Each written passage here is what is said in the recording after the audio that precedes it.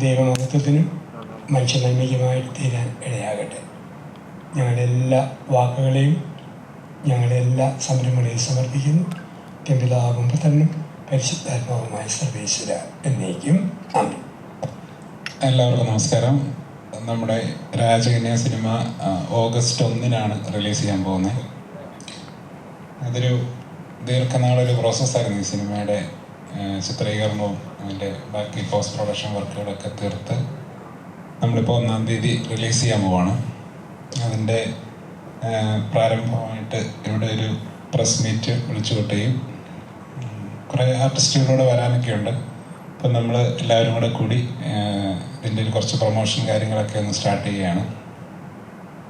ഈ സിനിമ ഒരു ഫാൻറ്റസി ത്രില്ലറാണ്. ഈ സിനിമ ഒരു ഗ്രാമവുമായിട്ട് ബന്ധപ്പെട്ട ഒരു ക്രൗണും അതൊക്കെയാണ് അതിൻ്റെ ഒരു ചുറ്റുവട്ട ഒരു ക്യാരക്ടർ വരുന്നത്.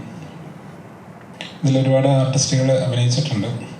ഈ സിനിമയ്ക്ക് എൻ്റെ ഒരു കഥയ്ക്ക് ചേരുന്ന ക്യാരക്ടേഴ്സിനെയൊക്കെ കണ്ടെത്തി അങ്ങനെ ആണ് ഇതൊക്കെ ചെയ്തെടുത്തത്. അപ്പോൾ എല്ലാവരും ഈ സിനിമയെ സപ്പോർട്ട് ചെയ്ത് ഇത് വിജയിപ്പിക്കണം. ഇതൊക്കെയാണ് പറയുന്നത്. എൻ്റെ ഒരു അമുഖമായിട്ട് അച്ഛനെ ഞാൻ സംസാരിക്കാൻ കൂടെ.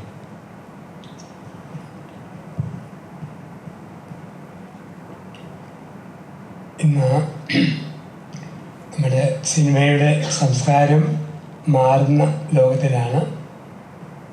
ഞങ്ങളുടെയൊക്കെ ചെറിയ കാലങ്ങളിൽ നല്ല കഥയുള്ള സിനിമ കണ്ടു കഴിയുമ്പോൾ തന്നെ ചില കാര്യം തിരുത്തണം എന്ന് പ്രേരിപ്പിക്കുന്ന സിനിമകൾ. അപ്പം ആ രീതിയിലായിരുന്നു അപ്പൻ, അമ്മ, മക്കൾ, കുടുംബബന്ധം, ജീവിത നന്മ, ഇതെല്ലാം ഉള്ള പടങ്ങളായിരുന്നു. പക്ഷെ 1990-കൾ 2000-ന് ശേഷം വരുന്ന കഥകളിലൊക്കെ ഒന്നുകിൽ അപ്പനും അമ്മയില്ലാത്ത കുറേ പേരുടെ കഥകൾ, കുറേ ഓട്ടങ്ങൾ, ബഹളങ്ങൾ, ഒരു സിനിമ എന്താണെന്ന് പോലും നമുക്കറിയത്തില്ലാത്ത രീതിയിൽ, പിന്നെ ഭയങ്കരമായ ക്രൂരത, രക്തം ചൊരിച്ചൽ, വെട്ട്, കുത്ത്, അതിന് നല്ല നടന്മാർ പോലും നിന്നു കൊടുക്കുന്ന ഒരു ശോചനീയ അവസ്ഥ. അങ്ങനെ സിനിമ നെഗറ്റീവായിട്ട് സമൂഹത്തിലേക്ക് വരാൻ തുടങ്ങി. അത് കണ്ടിട്ട് ആത്മഹത്യ ചെയ്യുന്നവർ, ആ രീതിയിൽ കൊള്ളയടിക്കുന്നവർ, അങ്ങനെയുള്ള നെഗറ്റീവ് ചിന്തകൾ ഒരുപാട് പടരുമ്പോൾ ഒരു തിരിച്ചുപോക്കിനുള്ള ക്ഷണമാണ് രാജകന്യക എന്ന ഈ സിനിമ. അല്പം കൂടി ഇപ്പം ആര് കണ്ടാലും അവർക്ക് തോന്നും അല്പം കൂടി സത്യസന്ധതയോടെ ജീവിക്കണം, നീതിയോടെ, മാന്യമായി, കരുണയോടെ. അപ്പം അങ്ങനെയൊക്കെ ജീവിക്കാനുള്ള ഒരു പ്രചോദനം കൊടുക്കുകയാണ് ഈ സിനിമ. ഇപ്പം ഒരു കഥയുണ്ട്, സമൂഹത്തെ സ്വാധീനിക്കുന്ന ചിന്തകളുണ്ട്. ഏത് ജാതിയിൽപ്പെട്ടാലും നന്മയിൽ ജീവിക്കണമെന്നുള്ള ഒരു പ്രേരണയും ഈ പടത്തിലൂടെ പ്രേക്ഷകരിലേക്ക് കടന്നു വരുന്നുണ്ട്. അപ്പം അങ്ങനെയുള്ള ഒരു പടമായതുകൊണ്ടാണ് അതിൻ്റെ ഒരു അവസാന ഭാഗത്ത് ഞാനും ഇപ്പോൾ ഒരു റോളെടുത്ത് ആ സിനിമയിലേക്ക് വന്നത്. അപ്പം ഒരു സമൂഹത്തിൽ നന്മ വരുത്തുന്ന, ഈശ്വരവിശ്വാസം വളർത്തുന്ന, സത്യം വളർത്തുന്ന ഒന്നായിട്ട് ഈ പടം നിലകൊള്ളുന്നു. ആ രീതിയിൽ രാജകന്യക നമ്മുടെ സമൂഹത്തെ സ്വാധീനിക്കും. അതാണ് ഇത് ഇറങ്ങുന്നതിന് തൊട്ട് മുമ്പ് ദിവസങ്ങളിലെ എൻ്റെ പ്രതീക്ഷ. എല്ലാവർക്കും നമസ്കാരം. ഈ ഒരു പ്രസ് മീറ്റിനെത്തിയ നിങ്ങളെ എല്ലാവർക്കും ആദ്യം തന്നെ നന്ദി പറയുന്നു. ഈ ഒരു സിനിമയിലേക്ക് ഞാൻ എത്താനുള്ള കാരണം, എൻ്റെ പ്രളയശേഷം ജലകന്യക ഷൂട്ടിങ്ങിൻ്റെ സമയത്താണ് ഞാൻ ഈ സിനിമയെ പറ്റി അറിയുകയും ഇതിൻ്റെ കഥ കേൾക്കുകയും ചെയ്യുന്നത്. എനിക്ക് കേട്ടപ്പോൾ തന്നെ ഈ സിനിമയിൽ അഭിനയിക്കണമെന്ന് തോന്നാനുള്ള കാര്യം ഇതൊരു മാതാവിൻ്റെ സിനിമയായതുകൊണ്ടാണ്. ഞാൻ വളരെ മാതാവിൻ്റെ ഭക്തിയായ ഒരു കുട്ടിയാണ്, ഒരു ലേഡിയാണ്. അതെന്നെ ഏറ്റവും കൂടുതൽ ആകർഷിച്ചത്. അതിലുപരി ഈ സിനിമയ്ക്ക് നല്ലൊരു കാമ്പുള്ള ഒരു സിനിമയാണ്. എൻ്റെ ഒരു ക്യാരക്ടർ സാറ എന്നാണ്. ആ ക്യാരക്ടറിന് അധികം ദൈർഘ്യമുള്ള അല്ലെങ്കിൽ പോലും ചെയ്യുന്നത് വളരെ സ്ട്രോങ് ആയിട്ടുള്ള ഒരു കുഞ്ഞിന് വേണ്ടി ഏറ്റവും കൂടുതൽ എല്ലാ മാതാപിതാക്കളെ ഏറ്റവും കൂടുതൽ സ്നേഹിക്കുന്നവരുടെ മക്കളെ ആയിരിക്കും. അപ്പോൾ എൻ്റെ മോളെ, അവൾക്ക് വേണ്ടി ജീവിക്കുന്ന ഒരമ്മ, അവളെ എങ്ങനെയൊക്കെ ജീവിതത്തിലെ ഓരോ ദുരനുഭവത്തിൽ നിന്ന് അവളെ രക്ഷപ്പെടുത്താമെന്ന് ആലോചിച്ച് ഒരു ഭക്തിയായ ലേഡിയായിട്ട് തന്നെയാണ് ഈ മൂവിയിൽ അഭിനയിക്കുന്നത്. ഒരുപാട് സന്തോഷം ഈ സിനിമയുടെ ഭാഗമാകാൻ സാധിച്ചതിലും ഇവരോടൊപ്പമൊക്കെ അഭിനയിക്കാൻ സാധിച്ചതിലും വിക്ടറാണ് ഇതിൻ്റെ ഡയറക്ടർ. വിക്ടർ ഡയറക്ടർ മാത്രമല്ല, ഒരു എഡിറ്ററൂടെയാണ്. അദ്ദേഹത്തിൻ്റെ വളരെ ക്ഷമപരമായ ഒരു സമീപനമാണ് ഈ സിനിമയെ ഇത്രയും നല്ല മനോഹരമാക്കിയതെന്ന് തന്നെ പറയാം. അദ്ദേഹം പെട്ടെന്ന് തീർത്ത ഒരു സിനിമയല്ല, നീണ്ട 2 വർഷത്തോളമായി ഈ സിനിമ ഷൂട്ട് നടക്കുന്നു. ഏകദേശം ഇതിൻ്റെ പകുതിയോളം കഴിഞ്ഞ സമയത്താണ് ഞാൻ ഈ സിനിമയിൽ ജോയിൻ ചെയ്യുന്നത്. അത് ഒന്നിച്ചല്ല ഈ സിനിമ മുഴുവൻ കംപ്ലീറ്റ് ചെയ്തത്, പാർട്ടായിട്ട് കുറച്ച് ദിവസങ്ങളെടുത്ത് പണം സംഭരിച്ച് വളരെ സമയമെടുത്തും ചെയ്ത ഒരു സിനിമയാണ്. സിനിമ ചെയ്ത പോലെ തന്നെ അതിൻ്റെ എഡിറ്റിങ്ങും ഡബ്ബിങ്ങും എല്ലാം അദ്ദേഹം ഒരുപാട് സമയമെടുത്ത്, അദ്ദേഹത്തിൻ്റെ വൈഫാണ് ഈ സിനിമ എഡിറ്റ് ചെയ്തിരിക്കുന്നത്. ഇത്രയും നല്ല ആൾക്കാരുടെ കൂടെ വർക്ക് ചെയ്യാൻ സാധിച്ചത് തന്നെ ദൈവത്തിൻ്റെ ഒരു വലിയ അനുഗ്രഹമാണ്. ഒരുപാട് ദൈവികത ഉള്ളൊരു സിനിമയാണ് ഇത്. 4 ഭാഷകളിലാണ് ഇറങ്ങുന്നത്. 4 ഭാഷയുണ്ട് ഇതിനെ പരിവർത്തനം ചെയ്തിട്ടുണ്ട് അല്ലേ. അപ്പം ഈ ഒരു സിനിമ ഒരുപാട് നല്ല മെസ്സേജുകൾ ആൾക്കാരിലേക്ക് എത്തിക്കുന്ന ഒരു സിനിമയാണ്. അപ്പം ഇതിൻ്റെ ഒരു ഭാഗമാകാൻ സാധിച്ചത് തന്നെയാണ് അഭിമാനവും സന്തോഷവുമെല്ലാം. എല്ലാവിധ ആശംസകളും ഇതിൽ അഭിനയിച്ചവർക്കും ഇതിൻ്റെ ഡയറക്ടറും അദ്ദേഹത്തിൻ്റെ വൈഫിനും ഇതിലുള്ളവരെല്ലാവർക്കും നേരുന്നു. നിങ്ങൾക്ക് ഒന്നുകൂടെ മനസ്സ് തുറന്ന് നന്ദി രേഖപ്പെടുത്തുന്നു. Thank you. നമസ്കാരം, ഞാൻ കോട്ടയം രമേശ്. ഈ രാജകന്യക എന്ന സിനിമയെക്കുറിച്ച് പറയുവാനാണെങ്കിൽ, വിക്ടർ എന്നോട് ഒരു സിനിമയുണ്ടെന്നും അതിലൊരു വേഷം ചെയ്യണമെന്നും പറഞ്ഞു എന്നെ വിളിച്ചിരുന്നു. ശ്രീ ജോസ് വരാപ്പുഴയാണ് അതിന് നിമിത്തമായത്.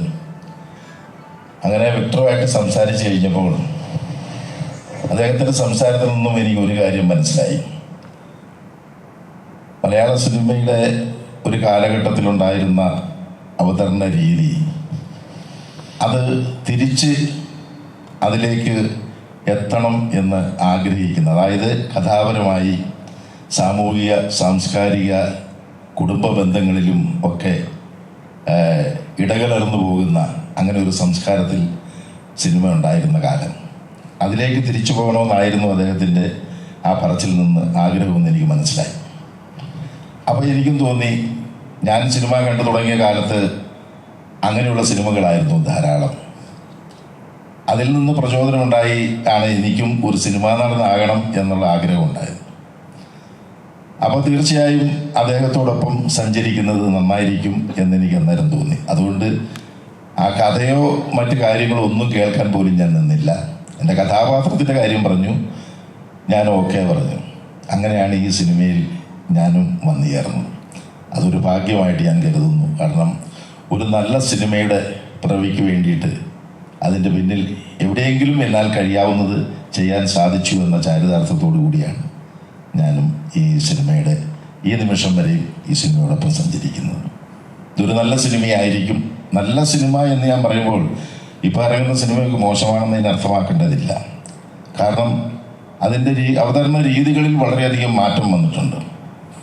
ഇപ്പോൾ പ്രധാനമായിട്ടും കണ്ടുവരുന്നത് ഒരു സിനിമ സാമ്പത്തിക ലാഭമുണ്ടാകണം, അതോടൊപ്പം തന്നെ അതിനകത്ത് പ്രവർത്തിക്കുന്നവർക്ക് പേരും പെരുമയൊക്കെ ഉണ്ടാകണം, എല്ലാവരും അറിയപ്പെടണം എന്ന ആഗ്രഹം മാത്രമേ ഉണ്ടായിരുന്നുള്ളൂ.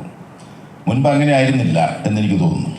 കാരണം അന്നുള്ള സിനിമാ കലാകാരന്മാർ അവർക്ക് സമൂഹത്തോടൊരു പ്രതിബദ്ധതയുള്ളതായിട്ട് നമുക്ക് ഓരോ സിനിമകൾ കാണുമ്പോഴും തോന്നിയിരുന്നു.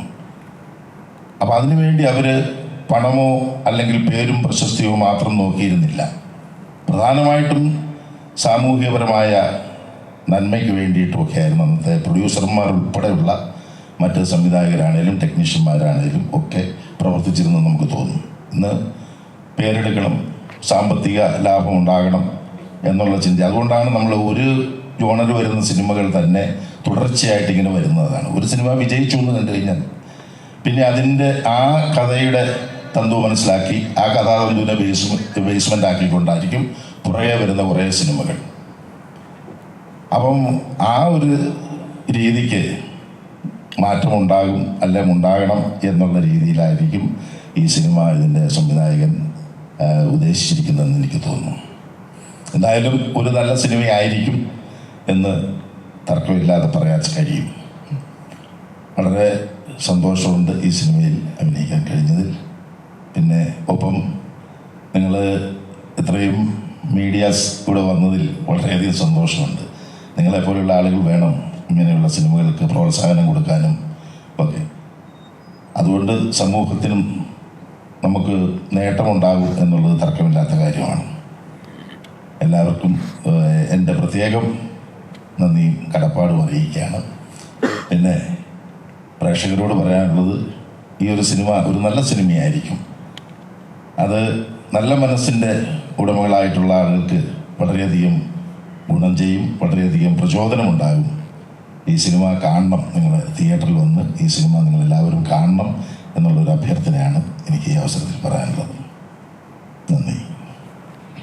ഹായ്, എല്ലാവർക്കും നമസ്കാരം. എൻ്റെ പേര് ജയ കുറുപ്പ്. എന്നെ നിങ്ങൾ കണ്ടിട്ടുണ്ടോ എന്ന് എനിക്കറിയില്ല, കാരണം ഈ ഒരു രൂപത്തിലല്ല എന്നെ സിനിമയിൽ കാണുന്നത്. ഏറെ അഭിമാനത്തോടെ, അതിലേറെ സന്തോഷത്തോടെയാണ് ഞാനിവിടെ ഇരിക്കുന്നത്. കാരണം വിക്ടർ, ഇതിൻ്റെ ഡയറക്ടർ, ഞങ്ങളുടെ നാട്ടുകാരനാണ്. ഞാൻ കട്ടപ്പനയാണ് സ്ഥലം കേട്ടോ, അദ്ദേഹം ബദേലാണെന്നാണ് പറഞ്ഞത്. എന്നെ വിളിച്ചപ്പോഴും അദ്ദേഹം ഒരു നാടിൻ്റെ ഒരു കട്ടപ്പനക്കാരനാണെന്ന് പറഞ്ഞിട്ടാണ് അദ്ദേഹം വിളിച്ചത്. ഇതിൽ ചെറിയ ക്യാരക്ടറാണ് ഞാൻ ചെയ്തിരിക്കുന്നത്, ഒരമ്മ ക്യാരക്ടർ. അതിലൊരു സവിശേഷത കൂടിയുണ്ട്. മറ്റ് പടങ്ങളിൽ ഞാൻ ചെയ്ത മാതിരിയുള്ള ഒരു ക്യാരക്ടറല്ല ഇത്. അതിലൊക്കെ അമ്മ വേഷമാണെങ്കിലും നരപ്പിച്ച് ഡള്ളടിച്ച് ഒരു ബ്ലാക്ക് മേക്കപ്പ് ഒക്കെ ഇട്ടിട്ട ഒരു ക്യാരക്ടറാണ് ചെയ്തിരിക്കുന്നത്. അതിൻ്റെ ഒരു സന്തോഷം കൂടിയുണ്ട് എനിക്ക് ഈ സിനിമ ചെയ്യുമ്പോൾ.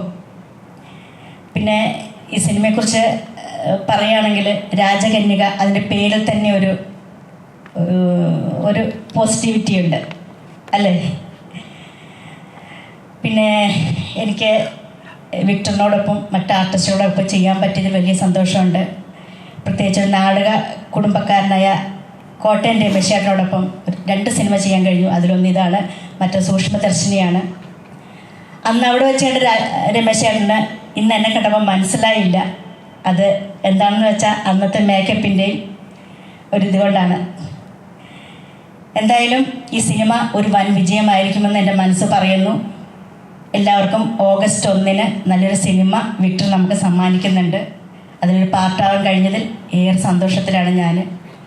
വിക്ടറിനോടും ഇതിൻ്റെ ടീം അംഗങ്ങളോടും ജോസിയേട്ടനോടും എൻ്റെ എല്ലാവിധ നന്ദിയും പറയുന്നു. ഒപ്പം മീഡിയ ഞങ്ങളെ പ്രോത്സാഹിപ്പിച്ചുകൊണ്ടിരിക്കുന്ന നിങ്ങൾക്ക് ഓരോരുത്തർക്കും ഹൃദയത്തിൻ്റെ ഭാഷയിൽ നന്ദി പറഞ്ഞുകൊണ്ട് നിർത്തുന്നു. Thank you. എല്ലാവർക്കും നമസ്കാരം. ആദ്യം തന്നെ ഒരുപാട് സന്തോഷമുണ്ട് ഈ ഒരു സിനിമയുടെ ഭാഗമാകാൻ സാധിച്ചതിൽ. പിന്നെ എൻ്റെ സൈഡിൽ നിന്ന് ഞാനൊരു പേഴ്സണൽ അപ്പോളജി പറയുകയാണ്. സാധാരണ ഒരു ഇവൻറ്റ് നടക്കുമ്പം മാക്സിമം ഒരു 5 അല്ലെങ്കിൽ ഒരു 10 മിനിറ്റ് മുമ്പ് എത്താൻ ശ്രമിക്കുന്ന ഒരാളാണ് ഞാൻ. ഇന്ന് കുറച്ച് നേരം വഴി ആർട്ടിസ്റ്റുകൾ എനിക്ക് വേണ്ടി വെയിറ്റ് ചെയ്തു, അച്ഛൻ വെയിറ്റ് ചെയ്തു എന്ന് ഞാൻ അറിയാൻ റിയലി സോറി. ഇനിയിപ്പം സിനിമയെ പറ്റിയിട്ട് പറയാനാണെന്നുണ്ടെങ്കിൽ ഞാനിങ്ങനെ ഡയറക്ടറിൻ്റെ അടുത്ത് ചോദിക്കുകയായിരുന്നു എൻ്റെ ക്യാരക്ടറിനെ പറ്റി ഞാൻ എങ്ങനെ സംസാരിക്കും. കാരണം അത് ഇച്ചിരി ഒരു സസ്പെൻസ് എലിമെൻ്റ് കൂടെ ഉള്ളൊരു ക്യാരക്ടറാണ്. ആൻഡ് മോറോവർ ഞാനിതിലൊരു ഗസ്റ്റ് അപ്പിയറൻസ് തന്നെയാണ് ചെയ്തിരിക്കുന്നത്. അപ്പം മീഡിയയിൽ നിന്നുള്ള പല സുഹൃത്തുക്കളും എൻ്റെ അടുത്ത് ചോദിച്ചു, എപ്പോഴുള്ള എയറിലായതുകൊണ്ടാണോ എന്നെ ഏഞ്ചലാക്കി ഇതിൽ കാസ്റ്റ് ചെയ്തിരിക്കുന്നത്. ഞാനിതിലൊരു മാലാഖയാണ്. സോ ആ ഒരു റോളിനെ അന്വർത്ഥമാക്കുന്ന രീതിയിലുള്ള ഒരു ചോദ്യമായിപ്പോയത്. പക്ഷേ അത് നിങ്ങൾ ഡയറക്ടറിൻ്റെ അടുത്ത് തന്നെ ഡയറക്റ്റ്ലി ചോദിക്കണം. ബട്ട് ഞാൻ ഒരുപാട് എൻജോയ് ചെയ്തൊരു സിനിമ തന്നെയാണ്. കാരണം എനിക്ക് തോന്നുന്നു കോസ്റ്റ്യൂമിൻ്റെ കേസിലാണെങ്കിലും മേക്കപ്പിൻ്റെ കേസിലാണെങ്കിലും ഒത്തിരി ടൈം എടുത്ത് നമ്മളൊരു സ്റ്റുഡിയോ സ്പേസൊക്കെ റെൻ്റ് എടുത്ത് ഒരുപാട് എന്താ പറയുക VFXലൊക്കെ ഒരുപാട് ഇൻവെസ്റ്റ് ചെയ്ത് പ്രോപ്പർ പ്ലാനിങ്ങോടുകൂടെ ചെയ്തൊരു പോർഷനാണ് എൻ്റെത്. അപ്പോൾ അതുകൊണ്ട് ചെയ്യുമ്പോൾ തന്നെ ഒരുപാട് എക്സൈറ്റഡ് ആയിട്ട് ചെയ്തതാണ്. ഈ ഒരു അവസരം എന്നിലേക്ക് എത്തിയത് ജോസേട്ടൻ കാരണമാണ്. അപ്പം വിളിക്കുമ്പോഴും എൻ്റെ അടുത്ത് പറഞ്ഞത് ഈ പറഞ്ഞ പോലെ ഒരു മാലാഖയാണ്. അപ്പം മാലാഖയുടെ സ്വഭാവമായ ഒരു ബന്ധവും അതും വേറൊരു കാര്യം, ഒരു ബന്ധവും ഇല്ലാത്ത ഞാൻ ആ ഒരു റോള് ചെയ്യുന്ന സമയത്ത് എനിക്ക് ഏറ്റവും കൂടുതൽ എന്നെ അട്രാക്ട് ചെയ്ത ഒരു കാര്യം എന്ന് പറയുന്നത് മിഖായേൽ മാലാഖ എന്ന് പറയുന്ന. അപ്പം നമ്മൾ ഈ ബൈബിളിലൊക്കെ ഞാൻ ആക്ച്വലി വിചാരിച്ചു മിഖായേൽ മാലാഖ മെയിലാണെന്ന് അല്ലേ. അപ്പം അതിനെ കൺസീവ് ചെയ്തിരിക്കുന്ന അപ്പം മെയിലാണ്. അപ്പം ഇതിൽ ഒരു ഫീമെയിൽ മിഖായേൽ മാലാഖയെ നിങ്ങൾക്ക് കാണാം. അപ്പം അതുകൊണ്ട് നിങ്ങൾ എന്തായാലും സിനിമ കാണണം. ഇവിടെ എത്തിച്ചേർന്നിരിക്കുന്ന എല്ലാവർക്കും എൻ്റെ വലിയൊരു നന്ദി അറിയിക്കുകയാണ്. നമുക്കറിയാം മീഡിയയിൽ ഒരുപാട് ചോദ്യങ്ങളും ഉത്തരങ്ങളും ഒക്കെ പാളിക്കൊണ്ടിരിക്കുകയാണ്. അപ്പോൾ വളരെ മാന്യമായ ചോദ്യങ്ങളും വളരെ സിനിമയോട് ചേർന്ന് നിൽക്കുന്ന ചോദ്യങ്ങൾ മാത്രമേ നിങ്ങൾ ചോദിക്കുകയുള്ളൂ എന്നുള്ള എക്സ്പെക്റ്റേഷനിലാണ് ഞാൻ രാവിലെ തന്നെ ഇവിടെ വന്നിരിക്കുന്നത്, ഞങ്ങളെല്ലാവരും. അപ്പം അതുകൊണ്ട് ദയവ് ചെയ്ത് ഉപദ്രവിക്കരുത്, പേഴ്സണൽ ചോദ്യങ്ങളൊന്നും ചോദിക്കരുത്. നമുക്ക് സിനിമയെ പറ്റി ഡിസ്കസ് ചെയ്യാം. ഞങ്ങളുടെ ഈ കുഞ്ഞ് സിനിമ ഓഗസ്റ്റ് 1-ാം തീയതി റിലീസാണ്. ഇനി അധികം 1-ാം തീയതി റിലീസാണ്. ഞങ്ങൾക്ക് അധികം ദിവസങ്ങളില്ല. അപ്പം ഞങ്ങളുടെ സിനിമ ആളുകളിലേക്ക് മാക്സിമം എത്തിക്കുക എന്നുള്ള ഒരു കർത്തവ്യമാണ് ഞങ്ങളിലുള്ളത്. അപ്പം അതുകൊണ്ട് തന്നെ നിങ്ങളുടെ ചോദ്യങ്ങൾ എന്തും ആവട്ടെ, ഞങ്ങൾ റെഡിയാണ്. ബട്ട് സ്റ്റിൽ എനിക്ക് എന്താ പറയുക, നിങ്ങളൊന്ന് അവെയർ ആക്കണം എന്നുള്ളത് മാത്രമേ ഉള്ളൂ. Thank you so much. Thank you. എൻ്റെ പേര് പ്രദീപ് എന്നാണ്. സാധാരണ ഇത്തരം സിനിമാ പ്രമോഷനുകളിൽ ഡിസ്ട്രിബ്യൂട്ടേഴ്സ് പങ്കെടുക്കാറില്ല. സാധാരണ സിനിമാ നടന്മാരും നടിമാരുമായിരിക്കും. പക്ഷേ പല പ്രൊജക്റ്റുകളും നമ്മൾ ചെയ്തിട്ടുണ്ട്. ഡിസ്ട്രിബ്യൂഷൻ കുറേ വലിയ പടങ്ങളുടെ ഭാഗമാണ്. ഇനിയിപ്പോൾ ഇറങ്ങാൻ പോണ കൂലി എന്നുള്ള ചിത്രത്തിൻ്റെ ഡിസ്ട്രിബ്യൂഷൻ ചെയ്യുന്ന ഗ്രൂപ്പ് ഞങ്ങളുടെ ഗ്രൂപ്പാണ്. അപ്പോൾ അതിനു മുമ്പ് ഈ വലിയ പടങ്ങളുടെ ഇടയിലും ഞങ്ങൾ ചെറിയ പടങ്ങൾ വരുമ്പോൾ സ്വീകരിക്കാറുണ്ട്. ഈ സിനിമ വന്നിരിക്കുന്നത് സ്വർഗം എന്നുള്ളൊരു പടം ഇതിനു മുമ്പ് ചെയ്തിരുന്നു. അത് കഴിഞ്ഞ് അവർ ഒരു ഫാദറായിട്ട് സംസാരിച്ച് പുത്തമ്പരിൽ അച്ഛനായിട്ടൊരു ബന്ധം കുറേ വർഷങ്ങളായിട്ട് നിൽക്കുന്നതാണ്. നമുക്കെല്ലാവർക്കും അറിയുന്ന പോലെ വളരെ ഹിറ്റായിട്ടൊരു ചിത്രമായിരുന്നു മുന്തിരിവള്ളികൾ തകർക്കുമ്പോൾ. ആ ചിത്രത്തിൻ്റെ വിജയാഘോഷം നടക്കുമ്പോൾ അതിൻ്റെ ഡയറക്ടർ എന്നോട് പറഞ്ഞു, പുത്തമ്പരിൽ അച്ഛനെ കിട്ടുന്നില്ല, വിളിച്ചിട്ട് നിനക്ക് പറ്റുമെങ്കിലും ഒന്ന് വിളിക്കുക, അച്ഛനുണ്ടെങ്കിൽ പരിപാടി നന്നായിരിക്കും എന്ന് പറഞ്ഞു. ഒരു ദൈവനിശ്ചയം എന്നതുപോലെ അച്ഛനെ വിളിച്ചപ്പോൾ അച്ഛൻ കലൂരുണ്ടായിരുന്നു. അച്ഛൻ ഇവിടെ വേറെ ധ്യാനത്തിൽ വന്നൊക്കെ ആയിരുന്നു. അന്ന് അച്ഛൻ എന്നോട് വരാമെന്ന് പറഞ്ഞ പോലെ വന്നു. ആ ഒരു സിനിമയുടെ ഫങ്ഷൻ ഒരു ഫാദറായിട്ട് ഞങ്ങൾക്ക് തുടങ്ങാൻ പറ്റി. അതിൻ്റെ വിജയാഘോഷം നല്ല രീതിയിൽ അച്ഛന് അതിലൊരു ബന്ധമുണ്ട്. ഞാൻ ചോദിച്ചു, ഫാദറെ എങ്ങനെയാണ് പുത്തനൂരിൽ അച്ഛന് നമ്മുടെ മുന്തിരിവള്ളികളായിട്ടുള്ള ബന്ധം എന്ന് വെച്ചപ്പോൾ അതിൽ നർമ്മരസമായിട്ടുള്ള കുറേ കാര്യങ്ങൾ പറഞ്ഞു കൊടുത്തിട്ടുണ്ട് അച്ഛൻ ഒരു ഭർത്താവ് ഭാര്യയുടെ അടുത്ത് അദ്ദേഹത്തിൻ്റെ സ്നേഹം പ്രകടിപ്പിക്കുക എന്നുള്ള കാര്യങ്ങളൊക്കെ ചെയ്യാൻ കുറച്ച് കാര്യങ്ങൾ അച്ഛൻ പറഞ്ഞു എന്ന് പറഞ്ഞു. എനിക്ക് രസകരമായിട്ട് തോന്നിയത് അതിൽ ചിരിക്കാനും അതിൽ ഏറ്റവും കൂടുതൽ രസകരമായ കുറേ സാധനങ്ങൾ ഫാദറുടെ അടുത്ത് വന്നു. ഈ സിനിമ വന്നപ്പോഴും പുത്തമ്പരിൽ അച്ഛനായിട്ട് എന്നെ വിളിച്ചു, സംസാരിച്ചു. എന്തായാലും എനിക്ക് വലിയ സന്തോഷമുണ്ട്, നീയാണ് അത് ഡിസ്ട്രിബ്യൂട്ട് ചെയ്യണമെന്ന് പറഞ്ഞപ്പോൾ. അതായത് അച്ഛനോട് പറഞ്ഞത് ദൈവനിശ്ചയമാണ്, നിൻ്റെ അടുത്തേക്ക് തന്നെ ആ സിനിമ വന്നു, ഞാൻ വളരെയധികം കൃതാർത്ഥനാണെന്ന് പറഞ്ഞു. അച്ഛനും കൂടി ആലോചിച്ചിട്ട് ഞാൻ പറഞ്ഞു, സിനിമ ചെയ്യുമ്പോഴും തിരക്കുകളുടെ ഇടയിലും ഈ സിനിമ ചെയ്യാൻ ഇതിൻ്റെ വിതരണ രീതിയിൽ മറ്റു സിനിമകളിൽ നിന്ന് വ്യത്യസ്തമായിട്ടുള്ള കുറച്ച് കാര്യങ്ങൾ പറയാൻ ആഗ്രഹിക്കുന്നു. അതായത് കേരളം ഒട്ടുക്കൊന്നും ഈ സിനിമ റിലീസ് ചെയ്യില്ല. ഈ സിനിമ ഇടുക്കി, കോട്ടയം, ആലപ്പുഴ, തൃശ്ശൂർ, എറണാകുളം, മലബാറിൻ്റെ 1-2 സ്ഥലങ്ങൾ. എന്തുകൊണ്ട് അങ്ങനെ ചെയ്യണമെന്ന് വെച്ചാൽ ഇവർ വർക്ക് ചെയ്ത് പള്ളികളിലും ബാക്കിയുള്ളിടത്തൊക്കെ സിനിമ എത്തിച്ചിട്ട് ഒരു കുഞ്ഞു സിനിമ വിജയിക്കാനുള്ള കുറച്ച് പരിപാടികൾ നമ്മൾ ചെയ്തിട്ടുണ്ട്. കുറച്ച് ഷോസും കാര്യങ്ങളായിട്ടാണ് നമ്മളിത് തുടങ്ങുന്നത്. അങ്ങനെ തുടങ്ങിയിട്ടില്ലെങ്കിൽ എന്താ കുഴപ്പമെന്ന് പറഞ്ഞാൽ ഇവർക്ക് ഒരാഴ്ച കൊണ്ട് സിനിമ പോകരുത്. ചിലപ്പോൾ 1 വർഷം അല്ലെങ്കിൽ 2 വർഷം എടുത്തിട്ടായിരിക്കും ചിലപ്പോൾ കേരളം മുഴുവൻ കളിച്ച് കിട്ടുക. പക്ഷേ അത് ആ രീതിയിൽ എത്തിച്ചതിന് ശേഷം മാത്രമാണ് നമ്മൾ ഈ സിനിമ പുറത്തേക്ക് വിടുന്നത്. അപ്പോൾ പല പടങ്ങൾ നമ്മുടെ തന്നെ വരും, ഓണം വരും, ഇങ്ങനെയൊക്കെയുള്ള സമയത്തും ഈ സിനിമ കുറച്ച് തലങ്ങളിൽ കണ്ടിന്യൂ ചെയ്തുകൊണ്ടിരിക്കും. അങ്ങനെ ചെയ്തില്ലെങ്കിൽ ഒറ്റ സമയത്ത് 300 തിയേറ്ററിലൊക്കെ പടം എടുത്ത് സിനിമ മാറി അതില്ല നിർത്തിപ്പോയി എന്നുള്ളതൊക്കെ വിചാരിക്കുകയാണ്. വേറൊരു രീതിയാണ് ഞാൻ ഇതിനു വേണ്ടിയിട്ട് ചെയ്തിരിക്കുന്നത്. അത് ഡയറക്ടർക്കും അതിൽ അഭിനയിച്ച ആൾക്കാർക്കൊക്കെ വളരെ സന്തോഷമായി. കാരണം എന്താ വെച്ചാൽ ഉള്ള സ്ഥലങ്ങളിൽ അവരുടെ വർക്കിംഗ് രീതികളൊക്കെ നടക്കുന്നുണ്ട്, പള്ളികളിൽ പോകുന്നുണ്ട്, വർക്ക് അവിടുത്തെ അങ്ങനത്തെ രീതിയിൽ കൂടിയാണ് നമ്മൾ ഈ സിനിമ മുന്നോട്ട് കൊണ്ടുപോകുന്നത്. അത് ഒത്തിരി ഗുണം ചെയ്യും ആ സിനിമയ്ക്ക്.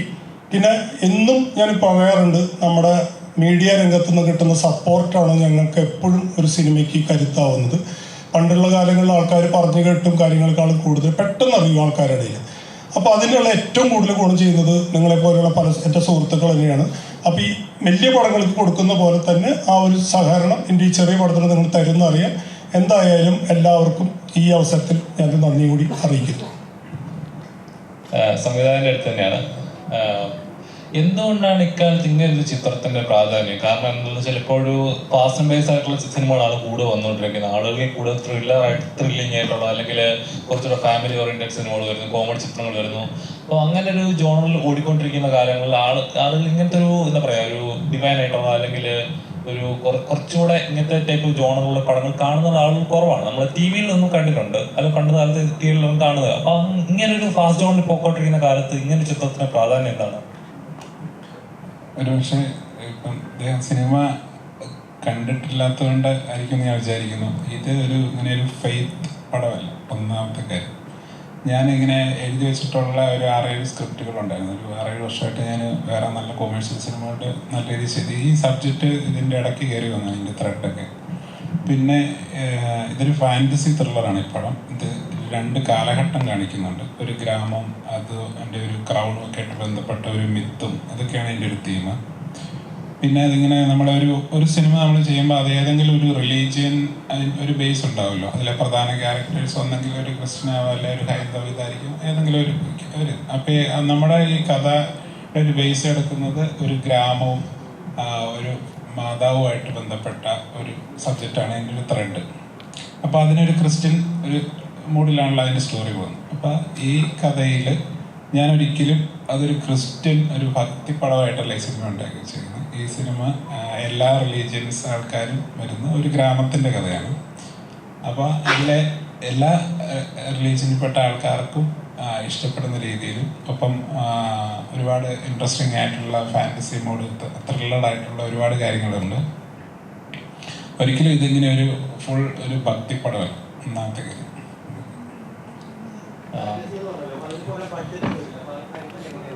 ഞാൻ നേരത്തെ പരസ്യരംഗത്ത് വർക്ക് ചെയ്തിരുന്ന ആളായിരുന്നു. എഡിറ്ററായിട്ട് വർക്ക് ചെയ്തതാണ്. പിന്നെ എഡിറ്ററാകുമ്പോൾ നമ്മളിങ്ങനെ കുറച്ച് ഇങ്ങനത്തെ ആവശ്യമുള്ള ഷോർട്സ് അല്ലേ നമ്മൾ എടുക്കത്തുള്ളൂ, കറക്റ്റ് ഷോർട്സ് കിട്ടുക.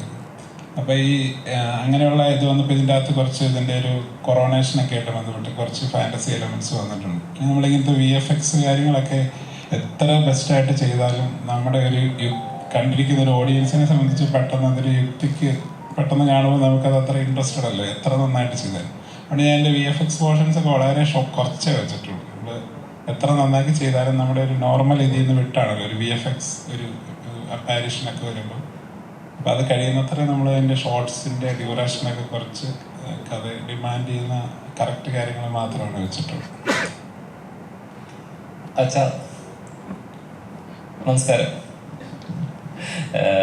അച്ഛൻ ഇപ്പം അച്ഛൻ പറഞ്ഞതുപോലെ ഇപ്പം നല്ല നല്ല സിനിമകളിലെ വരവ് കുറവാണ് ഇപ്പം സത്യം പറഞ്ഞാൽ. അല്ലെങ്കിൽ തിയേറ്ററിൽ നിന്ന് കണ്ട് ചിരിച്ച് അല്ലെങ്കിൽ ഫാമിലി ആയിട്ട് പോയിരുന്ന് കണ്ടിരുന്ന് ആസ്വദിച്ച് പോയിരുന്ന പറ്റുന്ന സിനിമകൾ ഇപ്പം കുറവാണ് സത്യം പറഞ്ഞാൽ. അപ്പൊ എന്തുകൊണ്ടാണെന്ന് എപ്പോഴെങ്കിലും അച്ഛന് തോന്നിയിട്ടുണ്ടോ? അങ്ങനെ എന്തുകൊണ്ടാണ് അങ്ങനെ വരാനുള്ള ഒരു റീസൺ എന്തായിരിക്കും എന്ന് എപ്പോഴും തോന്നിയിട്ടുണ്ടോ? നമ്മളതൊരു ചരിത്രത്തിൽ വരുന്ന ഒരു മാറ്റമാണ്. പാട്ടെടുത്താലും പഴയ പാട്ടിന് ഒരു നല്ല ആഴമുണ്ടായിരുന്നു. ആ പാട്ടിന് ഇന്നുമുണ്ട് നല്ല ഡെപ്ത്. പയ്യെ അതങ്ങ് കുറഞ്ഞു. വായന ഉള്ള ആൾക്കാരുടെ എണ്ണം കുറഞ്ഞു. വായന കുറയുമ്പോൾ ഡെപ്ത് കുറഞ്ഞു. പാട്ടാണേലും 2 ആഴ്ച കഴിഞ്ഞ് എല്ലാ പാട്ടും മരിച്ചു. പഴയ പാട്ട് 50 വർഷമായിരുന്നും ജീവിക്കും. നല്ല സിനിമകളും അങ്ങനെ തന്നെ. ചില പടമൊക്കെ നമ്മൾ പിന്നെ ആവർത്തിച്ച് കാണും. അപ്പം അങ്ങനെയുള്ള വയലാറിനെ പോലെയുള്ള ആഴമുള്ള എഴുതുന്ന നല്ല പാട്ടെഴുത്തുകാരില്ല. അങ്ങനെ ഒരു കാലത്ത് കുറേ പേരുണ്ടായിരുന്നു. നല്ല ഒരു വികാരതരത്തിലുള്ള രീതിയായിട്ട് മാറി. അപ്പോൾ സമൂഹത്തിൽ തന്നെ ഒരു വൈകാരികമായ ഒരു തലങ്ങളിലാണ് എല്ലാം പോവുക. അതുകൊണ്ട് കുറച്ച് ഇടി, കുറച്ച് കൊലപാതകം, കുറച്ച് സ്റ്റണ്ട്, കുറച്ച് ഭീകരത അതുപോലെയല്ല. അതുകൊണ്ട് ഏച്ചു കെട്ടിയ ഒരു പടം കഥയുള്ളതെന്ന് വെച്ചാൽ കഥയില്ല. അതേ സമയത്ത് കണ്ടിരിക്കുന്നു. ഇൻ്റർവെൽ എന്നിട്ട് വന്ന് ചിലപ്പം തോന്നിയാലും പോകാൻ പറ്റിയല്ല. ആ രീതിയിലുള്ള കഥകളായിട്ട് വന്നത് സമൂഹത്തിൽ വന്ന വായനയുടെയും ആത്മീയ ആഴങ്ങളുടെയും കുറവാണ് സിനിമാ ലോകത്തും എഴുത്ത് ലോകത്തും എല്ലാം വന്നിരിക്കുന്നത്.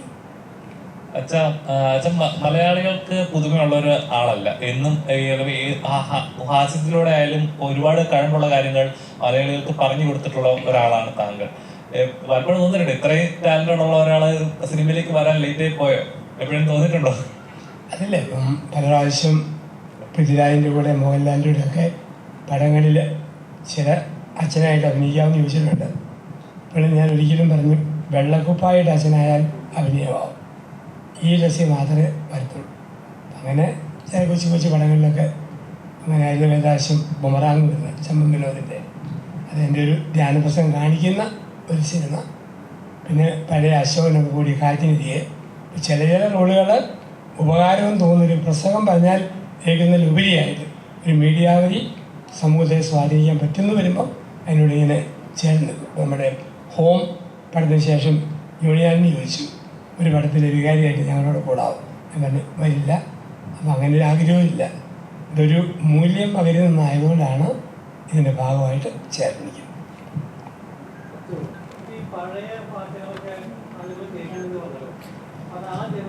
ജനറേഷനിലുള്ള ആൾക്കാരല്ലേ കേൾക്കുന്നത്, ഇപ്പോഴത്തെ പിള്ളേരത് കേൾക്കുന്നുണ്ടോ? ഇപ്പോഴും ഗാനമണിക്ക് ആ പാട്ടാണ് കല്ലും പാടുന്നത്. ഒത്തിരി ഇളകി ചാടി മറിയുമ്പം അവർ തന്നെ 1000 പാദസരമൊക്കെ പിന്നെയും പാടുന്നുണ്ട്. കരിമുകിൽ കാട്ടിൽ എല്ലായിടത്തും അതുകൊണ്ട്. കാരണം മറ്റേതിനൊരു കുറച്ച് പിള്ളേരുടെ ഒരു മേളത്തിൽ പോകുന്നല്ലാണ്ട് ഇരുന്ന് കേൾക്കുന്നവരെ ചിന്തിക്കുമ്പോൾ ഉണ്ടാവും. പിള്ളേർ തന്നെയാണ് പാടുന്നത്. ആ ജനറേഷനിലെ പിള്ളേരല്ലേ കേൾക്കുന്നത്. ഇപ്പോഴത്തെ ജെൻസി പിള്ളേരൊക്കെ ഈ പറഞ്ഞ പോലെ റാപ്പും കാര്യങ്ങളൊക്കെ അല്ലേ കൂടുതൽ പ്രിഫർ ചെയ്യുന്നത്. പക്ഷേ ജനിച്ച പിള്ളേരാണല്ലോ ഇപ്പോൾ ശാസ്ത്രീയ പാടുന്നത്. ഏത് പാട്ടാണ് അവർ പാടുന്നത്? എത്രയോ പഴയ പാട്ടുകൾ അവർ പാടുന്നത്. ഒത്തിരി ഒത്തിരി ഈ പൂന്തേനരിയൊക്കെ എന്ത് പഴയതാണ്. ഇപ്പോഴും കാണുന്നു കേട്ടാ പാട്ട്. പുത്തൻ മോശമാണെന്നല്ല പറഞ്ഞത്. അത്തരം വേദികളിൽ ഇത്തരം റാപ്പ് സോങ് പാടി കഴിഞ്ഞാൽ അംഗീകാരം കിട്ടില്ല എന്ന് വിചാരിച്ചിട്ടായിരിക്കും അങ്ങനെ പാടാതിരിക്കുന്നത്. അത് ഒത്തിരി ക്ലാസിക്കലാണല്ലോ. അപ്പോൾ അതിൻ്റേതായ നമുക്കൊരു ലജ്ജാവലി ആർക്കും പാടാം. പക്ഷെ ഒരു നല്ല ക്ലാസിക്കൽ പാട്ട് പാടാൻ ബുദ്ധിമുട്ടാണ്. അത് അങ്ങനെയുള്ള രീതിയാണ്.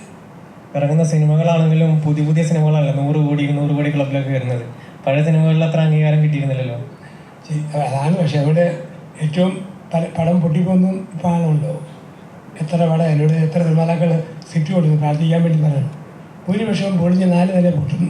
മോഹൻലാലിൻ്റെ ഒക്കെ നല്ല നല്ല നടന്മാരുടെ പടവുകൾ. അതിൻ്റെ കാരണം കഥയില്ലായ്മയാണ്.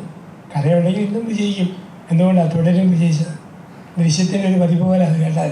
പക്ഷെ എന്നാലും ആ കഥ വിജയിച്ചല്ലോ.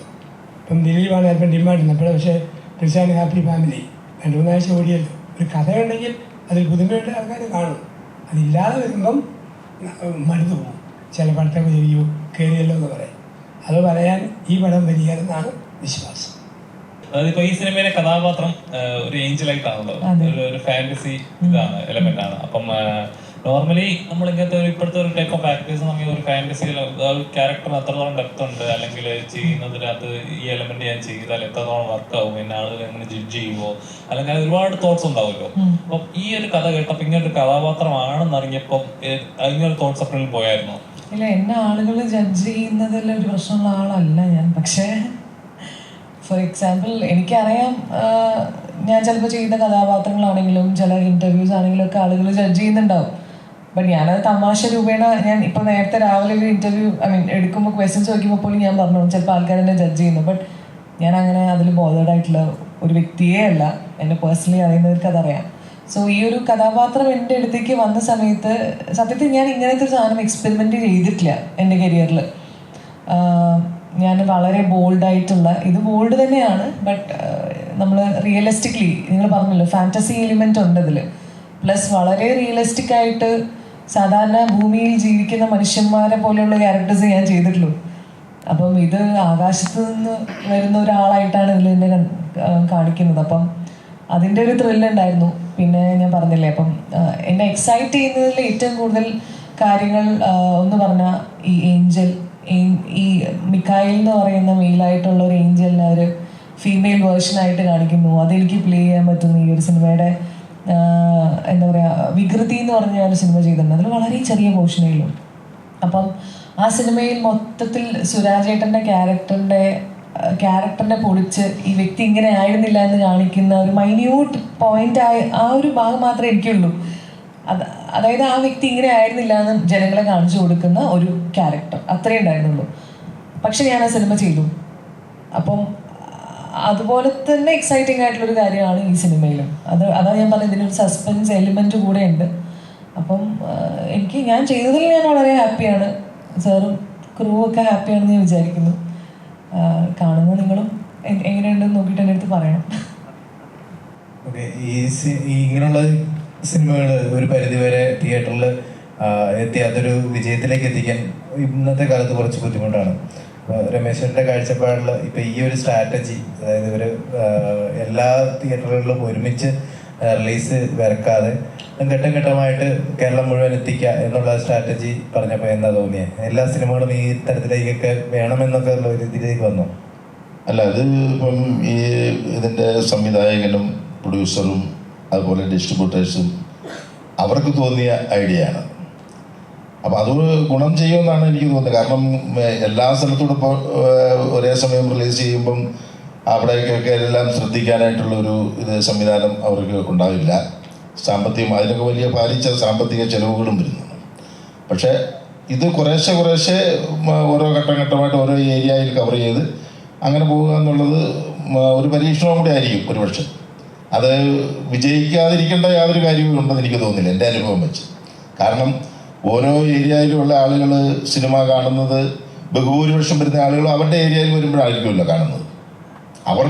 അവിടെ ഇത് റിലീസ് ചെയ്യുമ്പോൾ അവർക്കൊരു പുതുമയായിട്ടത് തോന്നും. അപ്പോൾ അവരത് അന്നേരം പോയി കാണും. പിന്നെ ഇതിൽ അപൂർവം ചില ആളുകൾ ചിലപ്പോൾ മറ്റിപ്പോൾ തിരുവനന്തപുരത്തുള്ള ഒരാൾ കോഴിക്കോട് വെച്ചായിരിക്കും ഈ പടം കാണുന്നത്. അപ്പോൾ അവർ തിരുവനന്തപുരത്ത് പോയിട്ട് ഒരു വർഷം പറയും ഇന്നലെ കോഴിക്കോട് വെച്ച് സിനിമ ഉണ്ട്, ഇവിടെ റിലീസായിട്ടില്ല, അത് ഇവിടെ റിലീസാകും. അപ്പോൾ അന്നേരം കാണാൻ വേണ്ടിയിട്ട് അത് ഒരു പ്രചോദനമാകും ഇങ്ങനെ പറയുമ്പോൾ. പിന്നെ ഒരു കുറച്ച് നല്ല സിനിമയാണെങ്കിൽ നല്ലൊരു പബ്ലിസിറ്റിയും ആളുകൾ പറഞ്ഞുണ്ടാകും. എത്രയല്ലായാലും ഈ പ്രേക്ഷകരുടെ മനസ്സിൽ തോന്നുന്ന വികാരങ്ങൾ ഒക്കെ അല്ലെങ്കിൽ വിചാരങ്ങളെയും നമ്മൾ പുറമേ നിന്ന് എത്ര ശ്രമിച്ചു കഴിഞ്ഞാലും മാറ്റിമറിക്കാനൊന്നും സാധിക്കത്തില്ല. നല്ല സിനിമകൾ ഉണ്ടായാൽ അതിൻ്റെ ഇപ്പോൾ ആരെ എതിർത്താലും ആ സിനിമ ഒരു പക്ഷേ നല്ല രീതിയിൽ തന്നെ വരും. ആരെന്നെയും വിജയിപ്പിക്കാമെന്ന് വിചാരിച്ചാലും അത് നടക്കത്തില്ല. കാരണം അതിലൂടെ അബദ്ധം പറ്റിയെന്ന ആളുകൾക്ക് തോന്നുന്നു അതായിരിക്കും പിന്നീട് വരുന്നത്. ഞാനിപ്പോൾ ഒരാളെ നിർബന്ധിച്ച് ഗംഭീര സിനിമ എങ്ങനെയാണെന്നൊക്കെ അല്ല, ഞാൻ എൻ്റെ കാഴ്ചപ്പാടിലായിരിക്കും പറയുന്നത്. അപ്പോൾ അയാൾ കയറി കാണുമ്പോൾ അയാൾക്ക് അത് ഇഷ്ടപ്പെടണമെന്നില്ല. പിന്നെ അയാൾ പോയി മറ്റൊരാളോട് പറയുന്നത് അങ്ങനെ ആയിരിക്കില്ലല്ലോ, അത് നല്ല സിനിമയാണെന്ന് പറയത്തില്ലല്ലോ അങ്ങനെയാണെങ്കിൽ. അപ്പം ഓരോ പ്രേക്ഷകൻ്റെയും കാഴ്ചപ്പാടിൻ്റെ അതിൻ്റെ അറിവിൻ്റെ ആഴമനുസരിച്ചായിരിക്കും അവരതിനെക്കുറിച്ച് വിധി എഴുതുന്നത്. അപ്പോൾ ടോട്ടലി ഒരു സാമൂഹിക പ്രതിബദ്ധതയുള്ളൊരു സിനിമയാണെങ്കിൽ എല്ലാവരും അത് ഒരുപോലെ കാണും എന്നുള്ളതാണ് എൻ്റെ ഒരു അനുഭവം ഇതുവരെ ഉള്ളത് വെച്ചിട്ടുണ്ട്. അച്ഛൻ പറഞ്ഞതുപോലെ തന്നെ മുൻപുണ്ടായിരുന്ന സിനിമ എല്ലാം നല്ലതും ഇപ്പോൾ ഉണ്ടാകുന്ന സിനിമ മോശമാണെന്നും അല്ല ഇതിനർത്ഥം. ഇപ്പം ആളുകളുടെ ഇതിൻ്റെ സിനിമ പിന്നിൽ പ്രവർത്തിക്കുന്നവരുടെ ശ്രദ്ധ കൂടുതലും പെട്ടെന്ന് കാര്യങ്ങൾ ഒക്കെ ഇതിലേക്ക് വരണം എന്നുള്ള ആഗ്രഹത്തോടു കൂടിയാണ് ചെയ്യുന്നത്. പഴയതെന്ന് പറഞ്ഞാൽ വർഷങ്ങൾ അതിൻ്റെ പുന്നാപുറങ്ങളിലൂടെ നടന്ന് അതിന് വേണ്ട കാര്യങ്ങളൊക്കെ ഒരു പക്ഷി കൂട് കൂട്ടുന്നത് പോലെ അതിൻ്റെ ഓരോ അനുസാരികളും അടുപ്പിച്ച് നല്ല ഗംഭീരമായ ഒരു കൂടുണ്ടാക്കുന്നു. ഇന്നിപ്പോൾ പെട്ടെന്ന് തീരുമാനിച്ചു കാര്യങ്ങളൊക്കെ ആയി. അതിൽ അപൂർവം ചില സിനിമകൾ വർഷങ്ങളുടെ പ്രയത്നത്തിൻ്റെ ഫലമായിട്ട് വരുന്ന സിനിമകൾ ഇപ്പോഴും ഉണ്ട്. അതിൻ്റെതായ മാറ്റം കാണാറുണ്ട്. അപ്പോൾ ഇതൊരു നല്ലൊരു ഇതായിരിക്കും. ഇങ്ങനെ കേരളത്തിൻ്റെ പല ഭാഗങ്ങളിലായിട്ട് കുറേശ്ശെ ഇതായിട്ട് വരുമ്പം കൂടുതൽ എല്ലാ ഭാഗങ്ങളിലും അതിൻ്റെ സംഘാടകർക്ക് ശ്രദ്ധിക്കാൻ കഴിയും. അതൊരു നല്ല കാര്യമായിരിക്കും തോന്നുന്നു. എന്തായാലും ഒരു പരീക്ഷണം എന്നുള്ള രീതിയിൽ അറിയാൻ പറ്റുമല്ലോ നമുക്ക്. ഓക്കെ, രമേശന്റെ കഥാപാത്രം ഇതിനകത്ത് എത്രത്തോളം വിഷയം കൈകാര്യം ചെയ്യുന്നുണ്ട്? പൊതുവിൽ ഞാൻ അഭിനയിക്കുന്ന സിനിമയുടെ കഥയൊന്നും പൂർണ്ണമായിട്ട് എനിക്ക് കേൾക്കണമെന്ന് നിർബന്ധമൊന്നുമില്ല. പിന്നെ ആരെങ്കിലും പറയാമെന്ന് പറഞ്ഞാൽ അവർ നിർബന്ധിച്ചാൽ എന്നാൽ കേൾക്കാം അല്ലെങ്കിൽ അറിയാം എന്ന് കരുതി കേൾക്കും. അതിൽ എന്നെ സംബന്ധിച്ചിടത്തോളം ഞാനൊരു ഫുൾ സ്ക്രിപ്റ്റ് വായിച്ച് അല്ലെങ്കിൽ അതിനെക്കുറിച്ച് മനസ്സിലാക്കി ചെയ്ത ഒരു സിനിമ എന്ന് പറയുന്നത് അയ്യപ്പനും കോശിയാണ്. കാരണം ഞാൻ ആ സിനിമാ രംഗത്ത് ഒരു മുഴുനീള വേഷം ആദ്യമായിട്ട് ചെയ്യുന്ന ഒരു സിനിമ ആയതുകൊണ്ട് അതിനെക്കുറിച്ച് കൂടുതൽ അറിയണമെന്നൊന്നും അങ്ങനെയുള്ള സമയവും ഉണ്ടായിരുന്നില്ല. അങ്ങനെ ആ ഒരു സിനിമയാണ്. പിന്നീട് എനിക്ക് അങ്ങനെ അത്രയും പ്രാധാന്യമുള്ളൊരു സിനിമ ചെയ്യാൻ അവസരം ഉണ്ടായിട്ടില്ല. അപ്പോൾ അതുകൊണ്ട് ബാക്കിയുള്ള കാര്യങ്ങളൊക്കെ കഥ പറയുമ്പോൾ ഓരോന്നും ജസ്റ്റ് ഫോണിലൂടെ ആണെങ്കിലും കഥ പറയുമ്പോൾ തന്നെ അതിന് ആ കഥാപാത്രത്തിൻ്റെ സാരം എന്താണെന്നുള്ളതും നമുക്ക് ഗ്രഹിക്കാൻ സാധിക്കും. അപ്പോൾ അത് വെച്ച് ആണ് ആ സിനിമ ചെയ്യുന്നത്. അപ്പോൾ ഇനിയൊരു അവസരം ഉണ്ടായാൽ അപ്പം ഈ എന്ന് പറയുന്നത് പോലെ തന്നെ ഇദ്ദേഹം വിക്ടർ കഥ പറഞ്ഞപ്പോൾ കഥയെന്ന് പറഞ്ഞു അതിനകത്ത് ക്യാരക്ടറിനാന്ന് പറഞ്ഞു. അപ്പം അത് ഒരു വലിയ വെല്ലുവിളിയായിട്ടൊന്നും തോന്നിയില്ല. അതിന് സാധാരണ രീതിയിൽ ചെയ്യുന്ന ഒരു നാട്ടുമനുഷ്യൻ്റെ ഒരു നാട്ടിലുള്ള ഒരു സാധാരണ നന്മ പ്രവർത്തിച്ച് നടക്കുന്ന ഒരു മനുഷ്യൻ്റെ മനസാക്ഷിയുള്ള അല്ല മനുഷ്യത്വമുള്ള ഒരു മനുഷ്യൻ്റെ കഥ. അപ്പോൾ അത് നമ്മൾ ധാരാളം കണ്ടിട്ടുണ്ടല്ലോ. നമുക്ക് ചുറ്റുപാട് ഒരുപാട് പേരുണ്ടല്ലോ. 10 ലക്ഷം പേരുണ്ടെങ്കിൽ ചിലപ്പോൾ 1-2 പേരൊക്കെ ഇച്ചിരി വ്യത്യാസം വന്നിരിക്കും. അപ്പോൾ അങ്ങനെ ഉള്ള ആളുകളാണ് നമുക്ക് ചുറ്റുമുള്ളത്. അതുകൊണ്ട് അത് എളുപ്പമാണ്. പക്ഷെ ഒരു ദുഷ്ടനായ മനുഷ്യനെ നമുക്ക് അവതരിപ്പിക്കാനാണ് ചില പ്രയാസമുള്ളത്. കാരണം ഈ എത്രയെല്ലാം പറഞ്ഞാലും അത് നമ്മുടെ മനസ്സിലേക്ക് അങ്ങോട്ട് കയറില്ല. കുറേ പാടുപെടേണ്ടി വരും അതിന് വേണ്ടിയിട്ട്.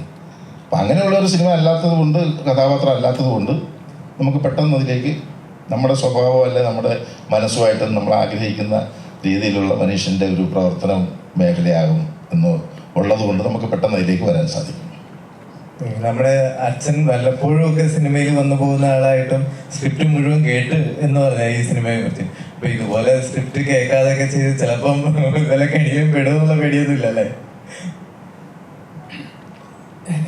അച്ഛനായതുകൊണ്ട് ആ പടത്തിൻ്റെ എന്താണ് കഥയെന്നറിയാതെ ചേരാൻ പറ്റിയല്ല. കാരണം ഞാനങ്ങ് അവർക്ക് പ്രശ്നമില്ല, കാരണം ആക്ടേഴ്സ് എന്ന രീതിയിൽ ഞാൻ ഒരു പടത്തിൽ ചേരുകയും അതിൻ്റെ എല്ലാ ഭാഗത്തും ബലാത്സംഗം പ്രോത്സാഹിപ്പിക്കുന്ന ഒരു പടം ഇത് നല്ലതാണെന്ന് പറഞ്ഞ് അവസാനം ചേർന്ന് പറ്റി.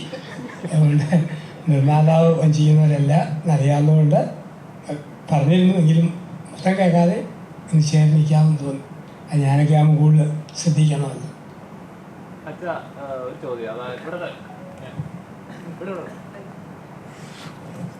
അച്ഛാ, വാക്കുകൾക്ക് വിലക്ക് വീഴുന്ന നാട്ടിൽ ചിന്തകൾക്ക് വിലക്ക് വീഴുന്ന നാളുകൾ വിദൂരമല്ല.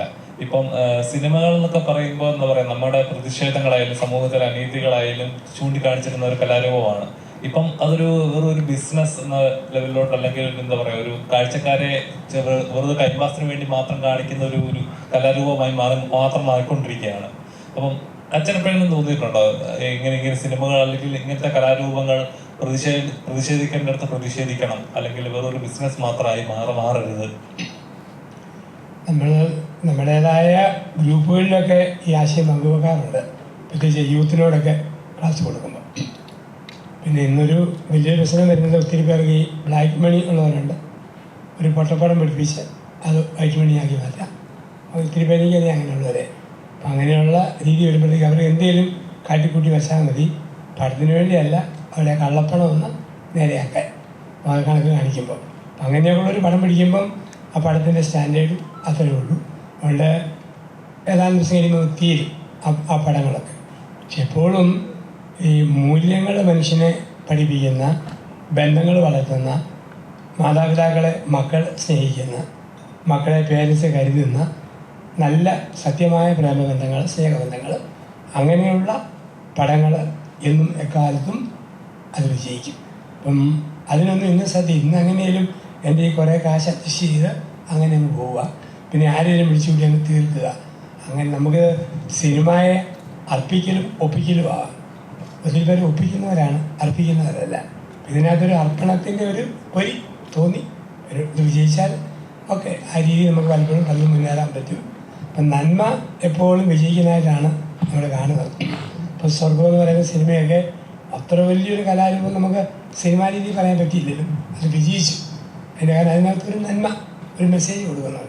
അതുപോലെ ഏത് പടത്തിലും ഇപ്പം ഒരു രീതിയിൽ ഇപ്പം ശബരിമല അയ്യപ്പൻ്റെ ആവശ്യമുള്ളൊരു പടം വന്നില്ലായിരുന്നു, മാലയപ്പനം. അത് ഒരു മതപരമായ നല്ല എത്രയോ നല്ല മൂല്യങ്ങളും ചിന്തകളും വിശ്വാസം ഇതിനകത്തുണ്ട്. അപ്പം അങ്ങനെയുള്ള നമ്മൾ ജാതി മതത്തിനപ്പുറമായിട്ട് തന്നെ ജനം സ്വീകരിച്ച് പ്രോത്സാഹിപ്പിക്കും.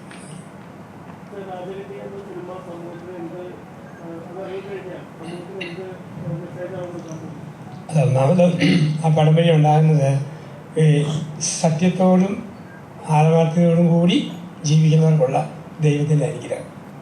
അത് കച്ചവടമാക്കി മാറ്റാമെന്ന് തോന്നുന്നവർക്ക് കിട്ടാവുന്ന തിരിച്ചടി.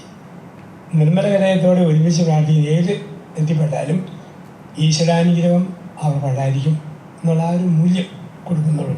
അതിൻ്റെ കൂട്ടത്തിൽ കൊച്ചു കൊച്ചു സ്പാർട്ട് വരുന്നില്ല. അതിനകത്തൊക്കെ സന്ദേശങ്ങളൊക്കെ ആയിട്ട് സത്യസന്ധത, വിശുദ്ധി, നന്മ, ഇതിൻ്റെയൊക്കെ ആശയങ്ങൾ സ്പാർക്കായിട്ട് അതിലൂടെ കിട്ടും.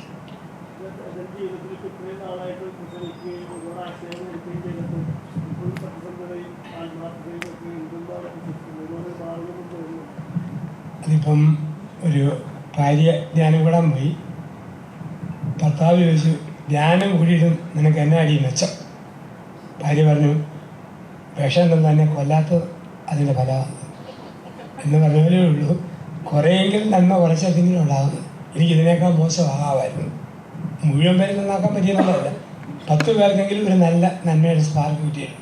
അതിൻ്റെ ഫലം വ്യക്തികളോട് അറിയാം അനേക ജീവിതങ്ങൾ. പ്രത്യേകിച്ച് ഞാൻ അച്ഛനും അപ്പം കോടതിയിലെ വക്കീലാണ്.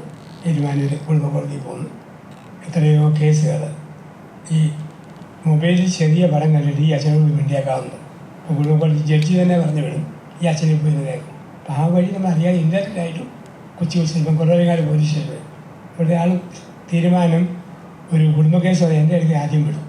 കേസായിട്ട് പോകാൻ ഞാൻ പറഞ്ഞാൽ മാത്രമേ SI അത് ഡെവർ ചെയ്യൂ, അല്ലെ അവിടെ കൊണ്ട് ക്ലോസ് ചെയ്യും.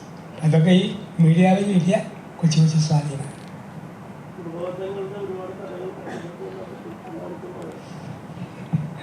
ഇതിലുള്ള ഒരുപാട് ഞാൻ ബിക്കോസ് ഒരുപാട് മീഡിയയിൽ ഇങ്ങനെ പങ്കുവെക്കാറുണ്ട്. ഞാൻ പറഞ്ഞായിരുന്നു, കെട്ടിച്ചു വിടുന്ന പെണ്ണിനോടും ഗൾഫിൽ പോകുന്ന ഭർത്താവിനോടും ബസ്സിൽ കയറുന്ന ചേട്ടനോടും ഒറ്റ വാക്ക് പറയാവുള്ളൂ, അത് 3 പേർക്ക് സന്തോഷം. ഒരു സെൻറ്റൻസ്: കെട്ടിച്ചു വിടുന്ന പെണ്ണിനോടും ബസ്സിൽ കയറുന്ന ചേട്ടനോടും ഗൾഫിൽ പോകുന്ന ഭർത്താവിനോടും വരുന്ന ഒറ്റ വാക്കാണ്, പിടിച്ചു നിൽക്കണം കേട്ടോ. ആ ഒറ്റ വാക്കും അച്ഛൻ്റെ ഇതുപോലുള്ള കുറേ അധികം കോമഡികൾ ഇപ്പം മറ്റു പലരും അനുകരിച്ച് അത് തന്നെ കോപ്പി ചെയ്യുന്ന ഒരു പ്രവണതയുണ്ട്. അപ്പം അത് കാണുമ്പോൾ അച്ഛന് വിഷമം തോന്നാറുണ്ടോ? അത് ഈ പിഷാരയുടെ കൂടെയുള്ള ഒരാൾ 2 പേരാണ് ഇങ്ങനെ അവർ തന്നെ പിടിക്കുക. വെച്ചാൽ നോക്കിയിട്ട് പറയാമോ തോന്നും പറഞ്ഞ് എനിക്ക് അയച്ചു തരാറുണ്ട്. പിന്നെ ഓക്കെ നമ്മളൊരു പൊതു മീഡിയയിൽ വന്നു കഴിഞ്ഞാൽ പിന്നെ നമുക്ക് പ്രൈവസി ഇല്ല, പിന്നെ അതൊന്ന് വിട്ടുകൊടുക്കാനേ പറ്റും. അത് നമ്മൾ ഒതുങ്ങിയിരുന്നു ഇറങ്ങിയോ അത് പറയുന്ന വാക്കും ചിലപ്പം നമ്മുടെ ശബ്ദവും ഓരോ രീതിയിൽ അനുകരിക്കും. ഓക്കെ, അവർക്കതൊരു വരുമാന വഴിയും അല്ലേ, നമുക്കൊരു തീരുമാനവും അവർക്കൊരു വരുമാനമായിട്ട് അത് കൊടുക്കും. ഹലോ അച്ഛ, അതുപോലെ തന്നെ പൊതുബോധം അല്ലെങ്കിൽ സ്വന്തം അഭിപ്രായങ്ങൾ പറയാൻ പറ്റുന്ന പല സിനിമകളും ഇറങ്ങിയിട്ട് അതിവിടെ നിഷേധിക്കപ്പെട്ടിട്ടുണ്ട്. അപ്പോൾ അങ്ങനെ വന്നു കഴിയുമ്പോൾ നല്ല സിനിമകൾ മിക്കപ്പോഴും ജനസമൂഹത്തിലേക്ക് വരാതിരിക്കുകയല്ലേ ചെയ്യുന്നത്. അപ്പോൾ അതിനെക്കുറിച്ച് അച്ഛൻ എന്താ പറയാനുള്ളത്? അത് നമ്മുടെ ഒരു സമൂഹത്തിലെ ഒരു വലിയ പ്രശ്നമാണ്. വളരെ നല്ല മൂല്യമുള്ള ചില പടങ്ങൾ വന്നിട്ട് ഒരാഴ്ച കൊണ്ട് അങ്ങ് തീർന്നു പോകുന്നു. കാരണം അത് സ്വീകാര്യത ആരും കൊടുക്കുന്നില്ല. അതെന്താണെന്ന് അറിഞ്ഞൂടാ. സത്യം പറഞ്ഞാൽ അത് ഈ പറഞ്ഞ സമൂഹത്തിൽ വരുന്ന ഒരു ചിന്താധാരയുടെ മാറ്റമായിരിക്കാം. ഒരുപക്ഷെ യുവജനങ്ങൾക്കൊക്കെ തോന്നുമ്പം ചുമ്മാ ഇരുന്ന് കാണുന്നൊരു പഴഞ്ചൻ കഥ പോലെ ആയിരിക്കാം അത് തോന്നുന്നത്. അവരാണല്ലോ കൂടുതൽ പടത്തിന് പോകുന്നവരും. ഇപ്പോൾ കാരണന്മാരങ്ങനെ പോകുന്നുമില്ല. അങ്ങനെയൊക്കെ വരുമ്പം അതാകാം. പക്ഷെ അതൊരിക്കലും അങ്ങനെയുള്ളതിനെയാണ് നമ്മൾ പ്രോത്സാഹിപ്പിച്ച് വളർത്തേണ്ടതാണ്. ആര് പടമിറക്കിയാലും ചെറിയ നന്മയുടെ സ്പാർക്കുള്ളതാണോ അത് പ്രോത്സാഹിപ്പിക്കേണ്ടതാണ്. എൻ്റെ പ്രസംഗത്തിൽ ഞാനത് പറയാറുണ്ട്, സോഷ്യൽ മീഡിയയിൽ ഞാനത് പറഞ്ഞിട്ടുണ്ട്. പക്ഷെ ഇങ്ങനെ ഈ ഒരു പ്രശ്നമുണ്ട്, പലതും അങ്ങനെ തള്ളപ്പെട്ടു പോകും. ശ്രദ്ധിച്ച് വരേണ്ട പടങ്ങൾ പയ്യെ തള്ളിപ്പോകും. അപ്പോൾ അച്ഛൻ തന്നെ പല കാര്യങ്ങളും സമൂഹത്തിൽ പറഞ്ഞിട്ടുണ്ട്, അത് വളച്ചൊടിക്കപ്പെടാറുണ്ട്. അപ്പോൾ നമ്മൾ പറയുന്ന കാര്യങ്ങൾ പറയുന്ന പോലെ ആയിരിക്കില്ല ചിലപ്പോൾ മറ്റുള്ള സമൂഹങ്ങൾ എടുക്കാറ്. അപ്പോൾ അങ്ങനെ സംഭവിക്കുമ്പോൾ ഈ രാജകന്യ എന്ന സിനിമ അതൊരു ക്രിസ്ത്യൻ പശ്ചാത്തലത്തിലാണോ ഇറങ്ങുന്നത്, അതുമല്ല മതപരമായിട്ടുള്ള രീതിയിലാണോ, എങ്ങനെയാണ് അച്ഛൻ നോക്കിക്കാണുന്നത്? ഞാനിത് പ്രാധാന്യം കൊടുത്തത് ഒരു പ്രാർത്ഥനയുടെ രീതിക്ക് അതുമാത്രം ഞാൻ ശ്രദ്ധിച്ചുള്ളൂ. വിശ്വാസത്തോടെ പ്രാർത്ഥിക്കുന്നവർക്ക് ദൈവം ചെയ്യുന്ന അനുഗ്രഹം, അത് ആ ഒരു മെസ്സേജ് അതിനകത്തുണ്ട്. ഒരു ക്രിസ്ത്യൻ കോൺസെപ്റ്റിൽ അവതരിപ്പിക്കുന്നെങ്കിലും ആ ആശയത്തെ സ്വീകരിക്കും എന്നുള്ളതാണ് എൻ്റെ പ്രതീക്ഷ. കാരണം ആരെയും പോക്ക് ചെയ്യുന്ന കളിയാകുന്നൊന്നുമില്ലല്ലോ. വളരെ തന്മയത്വത്തോടെ കൊണ്ടുപോകുന്ന ഒരു കഥ. അതിൻ്റെ നല്ലൊരു ത്രില്ലുണ്ട് അതിനെക്കുറിച്ച് മൊത്തം അത് കാണുമ്പോൾ. അതിനകത്ത് തന്നെ അത് സ്വീകാര്യത കമൻറ്റ് വരാൻ സാധ്യത വളരെ കുറവാണ്. സാധ്യത ആശ അരവിന്ദ് എന്ന് പറയുന്ന നടി ഈ പറയുന്ന സിനിമയിൽ രാജകന്യ എന്ന സിനിമയിൽ കഥാപാത്രം മേരിനെ മാതാവിനെ ഒരുപാട് ഇഷ്ടപ്പെടുന്നു എന്ന് പറഞ്ഞിരുന്നു. അതിലെ കഥാപാത്രം മാതാവ് റിലേറ്റ് ചെയ്തുള്ള കഥാപാത്രമാണോ അതൊരു അമ്മയോ അങ്ങനെ എന്തെങ്കിലും ആയിട്ടോ ആണോ എന്നാണ് ചോദിക്കുന്നത്. എൻ്റെ കഥാപാത്രം ഒരു വീട്ടമ്മയാണ്, മോളെ ഒരുപാട് സ്നേഹിക്കുന്ന ഒരമ്മ. പക്ഷേ ഇതിനകത്ത് മാതാവ് ഒരു വളരെ പ്രാധാന്യമായിട്ടുള്ളൊരു കാര്യമായിട്ട് വരുന്നുണ്ട് എൻ്റെ ആ ഒരു അഭിനയ ആ ഭാഗത്ത്. അപ്പം മാതാവുമായിട്ട് റിലേറ്റഡ് ആയിട്ട് തന്നെയാണ് അഭിനയിച്ചിരിക്കുന്നത്. കാരണം ഞാനത് ആദ്യം തന്നെ പറഞ്ഞല്ലോ, ഞാൻ ഇതിനകത്ത് അഭിനയിക്കുന്ന ഒരു കുഞ്ഞിന് വേണ്ടി ജീവിതം മുഴുവൻ ഒഴിഞ്ഞു വെക്കുന്ന ഒരു അമ്മയായിട്ട്. അപ്പം ഒത്തിരി സ്നേഹിക്കുന്നുണ്ട് ആ കുഞ്ഞിനെ. അപ്പം അതിൻ്റെ ചില കാര്യങ്ങളിൽ ആ ഒരു പ്രാർത്ഥനയുടെ ആവശ്യം വരുന്നുണ്ട് ആ സിനിമയിൽ പല സന്ദർഭങ്ങളിൽ. അപ്പോൾ അവർ ഏറ്റവും കൂടുതൽ ഉറക്കെ പ്രാർത്ഥിക്കുകയും ഏറ്റവും കൂടുതൽ അവർ പേഴ്സണലായിട്ട് സംസാരിക്കുകയും ചെയ്യുന്നത് മാതാവിനോടാണ്. ഇപ്പം വിക്ടർ പറഞ്ഞ പോലെ തന്നെ ഇതിനകത്ത് മാതാവ് മാത്രമല്ല എല്ലാ മതസ്ഥരുടെയും കാര്യങ്ങൾ പ്രതിപാദിക്കുന്നുണ്ട്. ഇതിനകത്തെല്ലാം അച്ഛൻ പറഞ്ഞ പോലെ ഒരു മൂല്യമുള്ള കാര്യങ്ങളാണ് സംസാരിക്കുന്നത്. മുൻപ് പറഞ്ഞിട്ടുണ്ട് ഒരു മാതാവിൻ്റെ ഭക്തയാന്ന് പറഞ്ഞിട്ടുണ്ട്. നമ്മുടെ കൃപാസനം പറഞ്ഞിട്ടില്ലായിരുന്നോ? ഞാൻ പറഞ്ഞിട്ടുണ്ട്.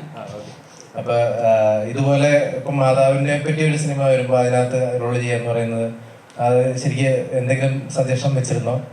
ഇല്ല, ഞാൻ ഇത് പറഞ്ഞിട്ടുണ്ട്. പ്രളയശേഷം ജലകന്യക, രാജകന്യക, ഇത് രണ്ടും എനിക്ക് ഒന്നിച്ചു വന്ന സിനിമയാണ്. ഇത് രണ്ടും ഞാൻ ഓരോരുത്തർക്കും ഓരോ വിശ്വാസമാണ് എങ്കിൽ പോലും ഞാൻ പ്രാർത്ഥിച്ചിട്ട് കിട്ടിയ 2 സിനിമയാണ്. അപ്പം അത് രണ്ടും ഇതുമായിട്ട് കുറച്ച് റിലേറ്റഡ് ആണ്, മാതാവുമായിട്ട്. പ്രളയശേഷം നിങ്ങളെല്ലാം കണ്ടതാണല്ലോ. അതെൻ്റെ ഏജുമായിട്ട് ഒരുപാട് വ്യത്യാസമുണ്ട്. പക്ഷേ ഇത് എൻ്റെ ഏജുമായിട്ട് വളരെ സാമ്യമുള്ളതും ഞാനുമായിട്ടും കുറച്ച് സാമ്യമുള്ളതുമായിട്ടുള്ളൊരു ക്യാരക്ടറാണ്.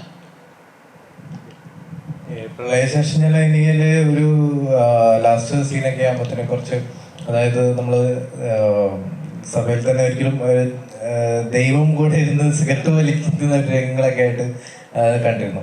അപ്പൊ അതിന് ശരിക്കും പറഞ്ഞാൽ നോർമലി ഒരു വിശ്വാസിയെ സംബന്ധിച്ചിടത്തോളം അത് ചോദ്യം ചെയ്യപ്പെടുന്ന, അപ്പൊ അത് ആ ഒരു സീനെ കണ്ടപ്പം ശരിക്കൊരു മാതാവിന്റെ ഭക്ത എന്നുള്ള രീതിയിലും കൂടെ എന്തെങ്കിലും വിഷമം തോന്നിയിരുന്നോ? ഇല്ല, അതൊരു ഫാൻറ്റസി ആയിട്ട് അവിടെ കാണിച്ചിരിക്കുന്നത്. ഒരു സ്വപ്നത്തിൽ അങ്ങനെ വരുന്നതായിട്ട്. കാരണം എൻ്റെ ഭർത്താവായിട്ട് അഭിനയിക്കുന്ന ലൂയി ചായൽ, അദ്ദേഹം ഒരു കമ്മ്യൂണിസ്റ്റുകാരനായിരുന്നു. അദ്ദേഹം ഒരു ദൈവവിശ്വാസി ആയിരുന്നില്ല. പക്ഷേ അദ്ദേഹത്തിന് മഠത്തിൽ ഒരു കന്യാസ്ത്രീയാകാൻ പോകുന്ന ഒരു കുട്ടിയോടൊരു സ്നേഹം തോന്നുകയും അവർ തമ്മിൽ കല്യാണം കഴിക്കാമെന്ന് പ്ലാൻ ചെയ്യുകയും ചെയ്യുന്നതാണ് ഒരു ചെറുപ്പക്കാരൻ. എങ്കിലും അദ്ദേഹം പ്രായമാകുമ്പോൾ, അവശരായിരിക്കുമ്പോൾ, അദ്ദേഹത്തിന് മരണത്തിന് മുമ്പ് അദ്ദേഹം ഒരു ഡ്രീമിൽ, സ്വപ്നത്തിൽ കാണുന്നതാണ്. അദ്ദേഹത്തിൻ്റെ കുറേ സ്വപ്നങ്ങൾ അദ്ദേഹത്തിൻ്റെ ഭാര്യയോട് ചർച്ച ചെയ്തിട്ടുണ്ട്. അപ്പോൾ അതിനകത്തൊരു സ്വപ്നമായിരുന്നു പോപ്പ് നേരിട്ട് വന്ന് അദ്ദേഹത്തിൻ്റെ ഫ്യൂണറൽ നടത്തണം. പിന്നെ അത് ആ സ്വപ്നത്തിൽ കാണിക്കുന്നതല്ല. അപ്പം അദ്ദേഹം ഒരു നല്ല ആളായത് ആഫ്റ്റർ മാരേജാണ്. അതുകൊണ്ടാണ് ആ സ്വപ്നത്തിൽ അങ്ങനെ ഒരു തീം അദ്ദേഹം സ്മോക്ക് ചെയ്യുന്നതായിട്ട് കാണിക്കുന്നത്. അത് അന്നേരം നമ്മളൊരു സോങ് സീക്വൻസിലാണ് അത് വരുന്നത്. അതൊക്കെ സിനിമയുടെ ഒരു ഫാൻറ്റസി ടൈപ്പായിട്ട്, അല്ലെങ്കിൽ ഭയങ്കര ഓഫ് ബീറ്റ് മൂവിയായി പോയേനെ അത്. പക്ഷെ അതുപോലെ തന്നെ അതിനകത്ത് വേറൊരു സീൻ ഉണ്ടായിരുന്നു. ഇപ്പൊ സിനിമയെ കുറിച്ച് ചർച്ച ചെയ്തുകൊണ്ടല്ല സംസാരിക്കുന്നത്. അതായത് ഇതേ ജോണറിൽ വരുന്ന ഒരു സിനിമ തന്നെ ആയി, അതായത് കുറച്ച് നന്മ പറയുന്ന ഒരു സിനിമയായിരുന്നു അത്. പക്ഷെ അത് അവസാനം വന്നു കഴിഞ്ഞപ്പം ആ രീതിയിലേക്ക് കൊണ്ടുപോയി എന്നുള്ളൊരു വിഷമം കുറെ പേര് സംസാരിക്കുന്നതായിരുന്നു. അതുകൊണ്ട് ചോദിക്കുന്നതാണ്. മറ്റൊരു രംഗം ഉണ്ടായിരുന്നു. അതായത് വെയില്, അതായത് കന്യാസ്ത്രീയുടെ വെയില്, അത് ഇട്ടതിന് ശേഷം ഭയങ്കരമായിട്ട് ഇടിച്ചേരുന്നതാണ്. അത് മടക്കി ഒതുക്കി അകത്ത് അലമാരയിൽ വെച്ച സാധനം ആ സമയത്ത് ആ ഇത് കണ്ടാലേ ആൾക്ക് ഒരു സന്തോഷം വരുള്ളൂ എന്ന രീതിയിലേക്ക് വരുന്നത്. ഇതും അതുപോലെ തന്നെ, നമ്മളിപ്പം ഈ സിനിമയെ പറ്റിയാണ് പ്രൊമോഷൻ എങ്കിലും പറയാം, നിങ്ങൾ ചോദിച്ചല്ലേ. ഇതും അതുപോലെ തന്നെ അവർ ചെറുപ്പകാലത്ത് ഞാൻ പറഞ്ഞു, അവരിങ്ങനെ കല്യാണം കഴിച്ച ഒരു അഫെയറായാണ് കല്യാണം കഴിച്ചത്. അദ്ദേഹം പാരലൈസ്ഡ് ആയിട്ട് കിടക്കുവാണ്. മരണത്തിന് തൊട്ട് മുമ്പാണ് ഇദ്ദേഹം മരിക്കാൻ പോവുക എന്നുള്ളത് ആ സ്ത്രീക്ക് മനസ്സിലാവുന്നുണ്ട്, ഈ പ്ലെമേനാമ്മയ്ക്ക്. അപ്പോഴാണ് ഇവർ വെള്ളപ്പൊക്കത്തിൻ്റെ സമയത്ത് ആൾക്കാർ വന്ന് നിങ്ങൾ വീട് ഒഴിഞ്ഞു തരണം, നിങ്ങൾ ഇപ്പോൾ വെള്ളം പൊങ്ങും, അങ്ങനത്തെയൊക്കെ കുറേ കാര്യങ്ങൾ അതിനകത്ത് കാണിക്കുന്നുണ്ട്.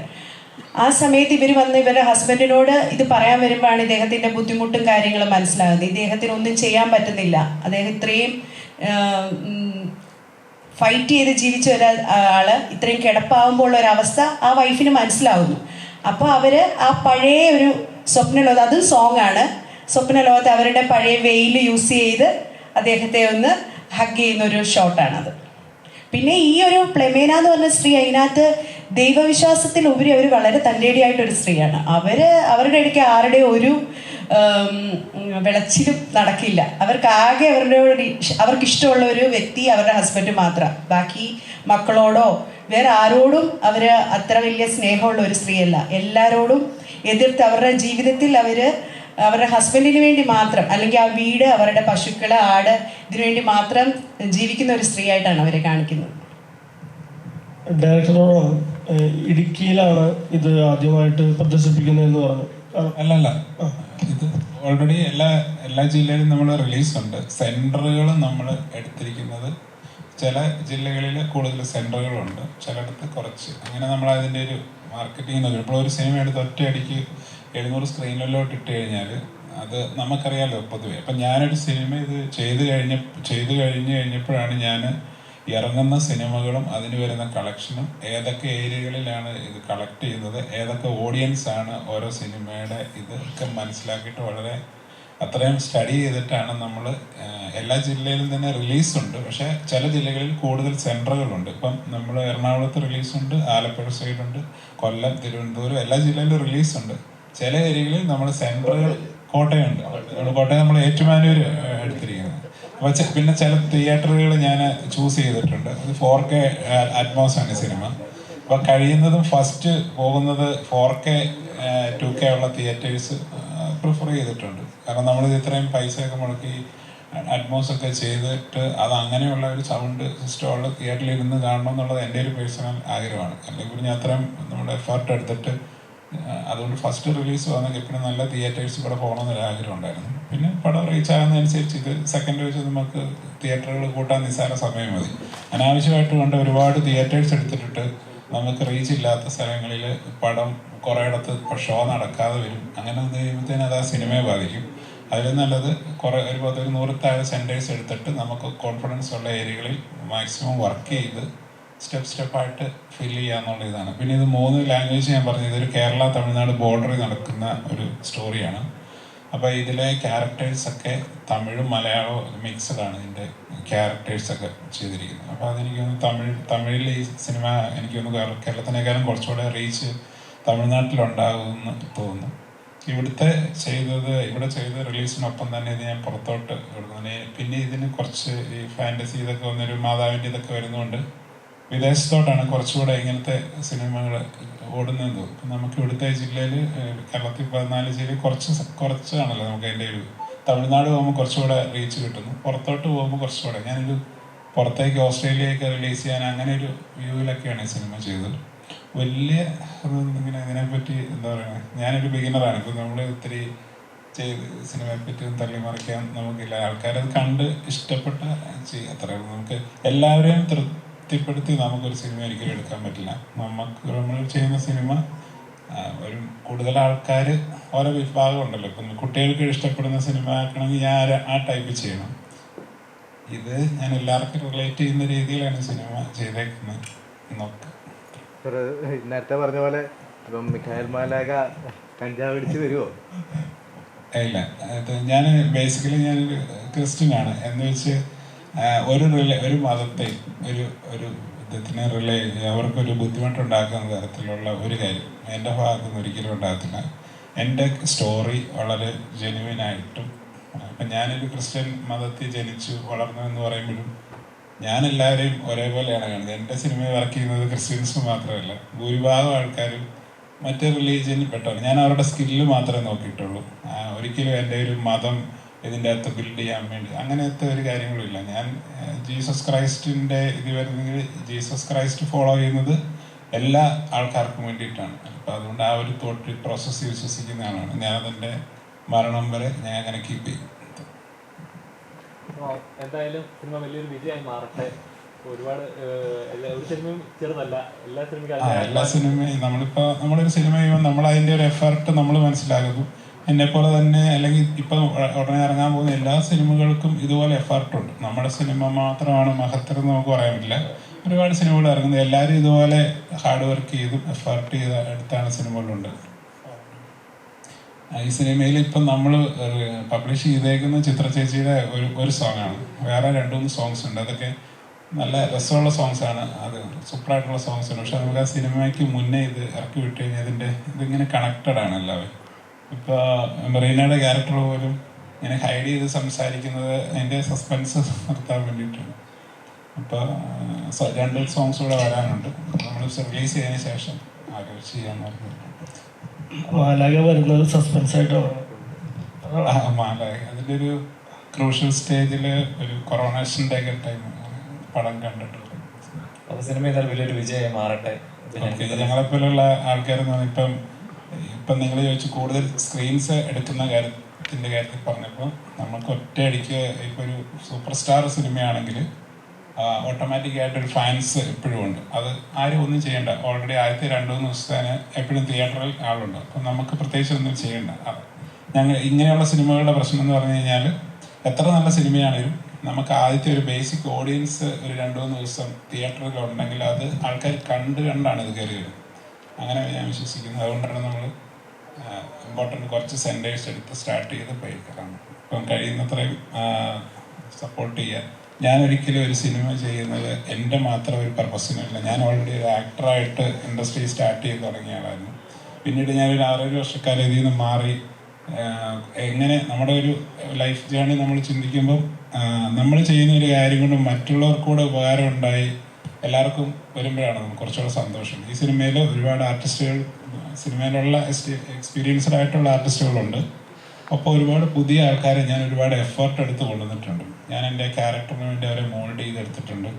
ഇപ്പം നമ്മളൊരു സിനിമയെ വാല്യൂ ചെയ്യുമ്പോൾ അതിലുള്ള എല്ലാവർക്കും കൂടെ അത് ഉപകാരപ്പെടുക. ടെക്നിക്കൽ ക്യാമറ ആൾക്കാരൊക്കെ ഇൻട്രൊഡ്യൂസ് ചെയ്തിട്ടുണ്ട്. അപ്പോൾ ഇവരുടെയൊക്കെ ലൈഫിലൊരു സ്റ്റാർട്ടിങ് കിട്ടുമ്പോൾ അതെനിക്ക് എന്നെ സംബന്ധിച്ച് വളരെ ഇമ്പോർട്ടൻ്റ് ആണ്.